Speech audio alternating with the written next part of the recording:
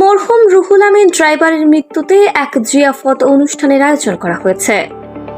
মোহাম্মদ ইকবাল হাসানের তথ্যচিত্রে বিস্তারিত।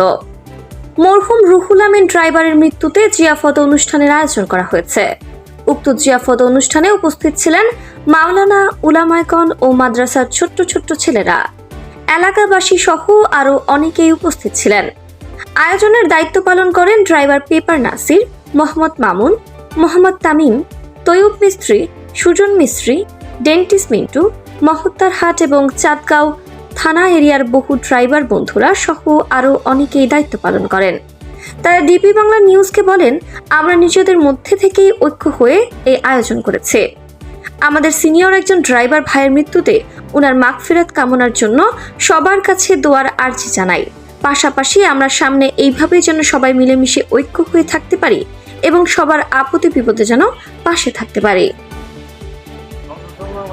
আজকে আমাদের ড্রাইভার বাড়ির পক্ষ থেকে আমরা যে রোগান বাইরে পা করলাম জিয়াফত করলাম, সেটার মধ্যে আমাদের নিজস্ব ফান্ড থেকে নিজস্ব থেকে ব্যক্তিগতভাবে আমাদের কাউকে কোনো চান আমাদের কিছু নিয়ে নেই।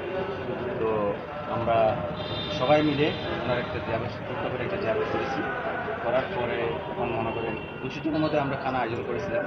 এখন আল্লাহর রহমতে এখানে প্রায় 350 মতো আমরা সবাইকে খাওয়া খাওয়াইতে পারছি। সেটার জন্য আল্লাহর দরবারে লাখ লাখ শুকরিয়া। এবং সবাই যেমন আমরা একভাবে থাকতে পারি,